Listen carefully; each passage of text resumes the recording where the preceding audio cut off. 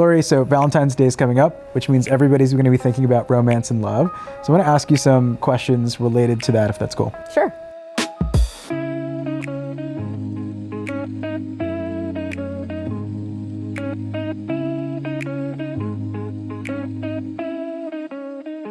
What's the number one issue that people talk to you about when it comes to relationships? And is it different between men and women? I think people want to think it's different between men and women, but I think ultimately everybody's asking, how can I love and be loved? And what is getting in the way? But the difference, I think, between men and women is sort of how they come into therapy, just because of stigma around emotional issues with men and women. So men will come in and they'll often say something to me like, I've never told anyone this before. And literally, they have not told anyone, even if they have a great marriage, great friends, great family, they have told no one. Wow. Sometimes when women come in, they'll say something like, I've never told anyone this before, except for my mother, my sister, my best friend, right? So they've told like 1, 2, 3 people, but they feel like they haven't told other people. So I think that's the difference in therapy. It's not that men and women have different questions about love and being loved.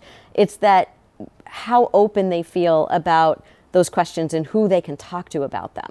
You've talked a lot about being an editor of other people's stories. What's the most common edit you've made for other people's stories that have helped them in their love lives? The one thing that people are missing when they're telling their stories is the other person's perspective. So what I want to do in an edit is I want to flesh out the story. Like, here's what your character is saying. If these were characters and this was some kind of fictional world, right? Here's what your character is thinking, feeling, doing. Tell me about the other character. Flesh out their world for me.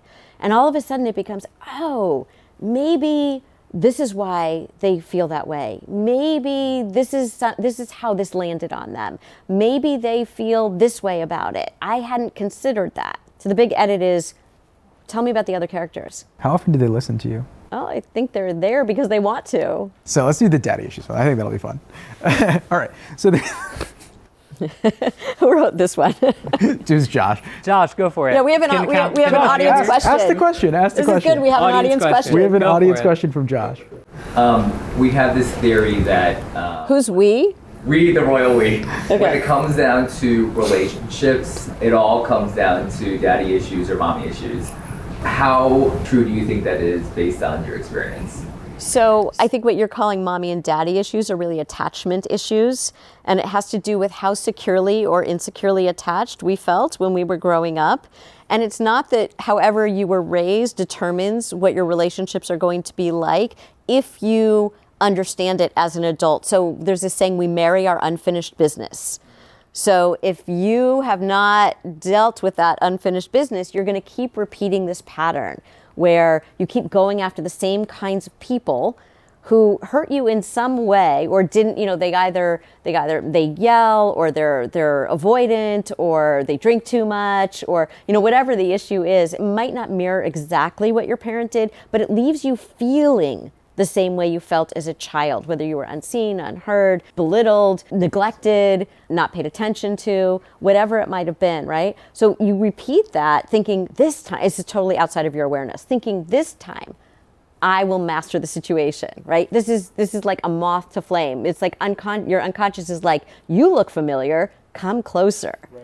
But that's not going to be a good person for you. Interesting. If that person changes, is it very unsettling for them? Or what happens if they were attracted to something very different? Then they might suddenly feel like, wow, I don't know, I'm not feeling it anymore. It's kind of like, so I had this, I write about this and maybe you should talk to someone, where this woman comes to me, this young woman in her 20s, and she keeps sort of dating various iterations of the same kind of person and then feeling disappointed. And then she'd go out with guys who were exactly what she wanted in terms of the qualities of the relationship. And she'd say, yeah, nice person, but no chemistry. But as we worked through the stuff from her history that was getting in the way, then she started going on dates with those same kinds of guys.